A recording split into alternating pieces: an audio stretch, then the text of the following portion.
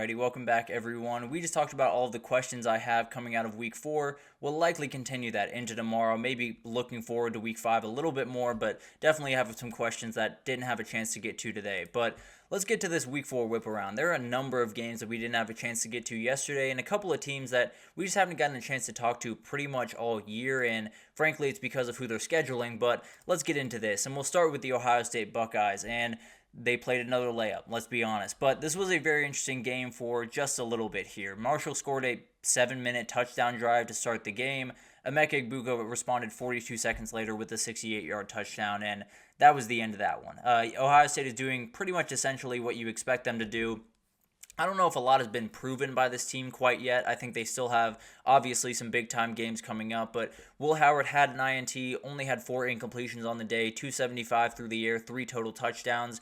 Did plenty. Did exactly what you expected him to do, and this running back duo is absolutely absurd. I understand it was Marshall, but man, Quinshon Judkins had an 86-yard touchdown run. Travion Henderson added 2 touchdowns to Quinshon Judkins' 2. They averaged 12.4 and 12.7 yards per carry. That is insane. I don't care who you're playing. I don't care where you are. That is absolutely absurd. And I think both these running backs, you could throw either of them out there on any given day. They might just be the best player on the football field. They are absolutely incredible, and I think they're just going to cause incredible amounts of problems for every single defense they face, regardless if it's Marshall or if it's Michigan, if I'm being totally honest. And then you got Ole Miss team that we have not touched on too much this year, and definitely we'll get into them more and more throughout the SEC schedule, but they're rolling along. They're doing exactly what you'd expect them to do, and this Georgia Southern team is exactly who they were against Boise State. They cannot stop anyone. But Jackson Dart did have an incredible day, 382, 4 touchdowns, 1 pick. They did exactly what he's been doing all year, which is pretty much doing Heisman-level things. He's been absolutely incredible. Henry Parrish has come along as an absolute dude in that offense, and they very much need someone to tote the rock like Quinshon Judkins did a year ago, so huge for them. And then you had Trey Harris just go absolutely crazy in this game. 11 catches, 225, 2 touchdowns. This kid is ridiculous, and frankly, there are a number of other wide receivers on this roster that are outright ridiculous. So they got plenty of dudes. They're not going to be hurting for any type of production on the outside this year. So incredible performance from them. I think now it kicks up a notch. Now you got Kentucky this upcoming weekend, and we'll see what they can do there. But this Ole Miss team is checking pretty much every box you could have, at least early on in the season. And then you got a Washington team that did get a nice landing into the Big Ten, but man, did they play Big Ten football. 24-5 over Northwestern is quite the Big Ten score, that is for sure. But they got a 17-0 lead in this game and just never really looked back. I think Northwestern might just be setting a new standard for what is bad in the Group of 5. Would love to see them play Mississippi State. I'll just say that right now. But Will Rogers looks more and more comfortable in this offense as time goes on with 20 for 28, 223, and 2 touchdowns in this game. Did exactly what you wanted them to do. And frankly, I think Washington's finding a little bit of a groove. I don't necessarily think they're going to be a dangerous team in the grand scheme of things in the Big Ten, but there's a couple of Saturdays. Michigan comes to Seattle in a couple of weeks. You have Rutgers this upcoming weekend that could entirely flip the script on what the Big Ten is. So there's plenty of moments for this Washington team, and I don't know how dangerous they are, but one given Saturday, they could totally change this season and turn it on its head in a hurry. And then you have Indiana. They're doing really incredible things over there in Bloomington right now with Coach Signetti coming over from JMU. They're going to run the ball, that is for sure. 222 on the ground, 41 carries. Not one player had over 58 yards rushing. They're just kind of bouncing around. They're spreading the rock around, making sure they have fresh legs on the field, and that's going to pay real dividends when you get to Big Ten football because your starting running back is not gassed. He's not necessarily carrying an crazy amount of the load and can get in when he needs to, get those big time snaps and go 100% on those snaps. And then you have Curtis Rourke, just continues to play really good football, 16 for 20, 258, a touchdown in this game. I think he's a really dangerous player, kind of like Luke Altmaier up there at Illinois or Ethan Kaliak-Manis over there at Rutgers. They're just kind of executing. They're doing exactly what their team needs to do, and with that run game, there's not too much you got to do, that's for sure.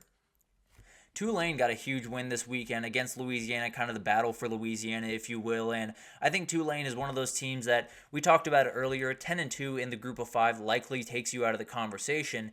Tulane's got losses to Kansas State and Oklahoma. I understand those aren't world-beating teams, but maybe if they run the table and they look good while doing it, maybe it's a little bit of a conversation. I'm not necessarily banking on that to happen, but it's definitely an interesting one. They also are finding a groove running the ball. Mekhi Hughes had 166 yards, 1 touchdown. They had 272 total on the ground. Did exactly what they wanted to do on the ground, and I think it's a really dangerous team. It's one of those teams that, frankly, you could match them up against really anyone. We saw it against Kansas State. We saw it against Oklahoma. They're going to cause problems on the defensive side of the ball for you, and then you just got to figure out if you can keep up. So it's going to be really interesting to watch this team the rest of the year. They're probably out of the CFP race, but who knows? A lot of things could happen at that Group of 5 level that we saw this weekend, and then a door could open very, very quickly. We got to talk about this one because this was a very, very weird game down there in Auburn, Alabama this weekend.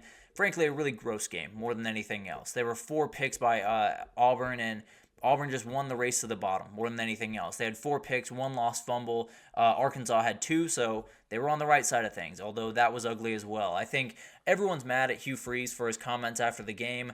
I didn't love him. I'll be totally honest with you. I think it was a little bit of a cop-out. I also didn't love the comments he had about Arkansas this morning, saying if they played him 9 more times, they beat him 9 times. That's not true. It's absolutely not true. I can almost promise you that. But at the end of the day, I understand the sentiment he's getting at. And frankly, it was up to him to go get a quarterback, so I'm having a little bit of a hard time feeling bad for him in any respect. But I do think it's one of those things that you're likely going to get a little bit more of this in the new reality of college football. You're likely going to get a little bit more of coaches being a little bit more blunt during their post-game interviews. I didn't necessarily love what he had to say. I don't necessarily love the way he's approaching all of this.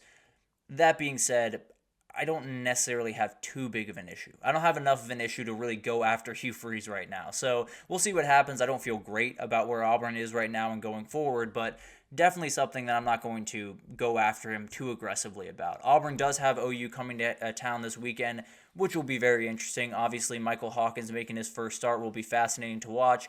And then you got Arkansas has A&M at home this weekend. So a couple of teams that likely aren't going to be really in that conversation for the SEC title, but who knows? Maybe this conference can get one more twist in it and get absolutely crazy at the end of the day. We had a Texas Tech game that was crazy, like most Texas Tech games are at this point, but Bear Morton's finding his groove, 24 for 44, 201 yards, 2 touchdowns, is a really, really solid player. And one of those guys that's getting much more comfortable in his offense, and it makes them really dangerous. Also, Taj Brooks is finding himself, had 117 in this one, and is a very, very dangerous player. One of those guys that you're going to have to worry about every single time you come on the field, and then you have these wide receivers running right behind you. So I think Texas Tech is an interesting team. I think they're finding something defensively that they were badly missing in the first couple of weeks, and I think they're a team offensively that's going to find a groove throughout this year. So a very interesting team. I think for Arizona State, it's going to be a tough run. I'll be totally honest. They have a bye week, then they have Kansas, Utah, at Cincinnati, at Oklahoma State. They're likely 1-3 in those games. I kind of like them at Cincinnati, but I don't know. It's going to be really close. 2-2 would be a massive win for this team. I just think it's going to be a tough year. I think they're doing a ton of really good things, and Kenny Dillingham is building a really good product down there, but it's going to be a rough year for the Sun Devils fans. I feel pretty good about that. And then finally, SMU did win the battle for the DFW, and this one was weird. This one got a little bit toxic online, and frankly, I loved it, but Sonny Dykes got ejected from this game. He was arguing with the refs quite a bit throughout it, and there were a couple of reasons to argue. I won't argue with that by any means, but he was walking off the field, gave the fans a fist pump, they got going.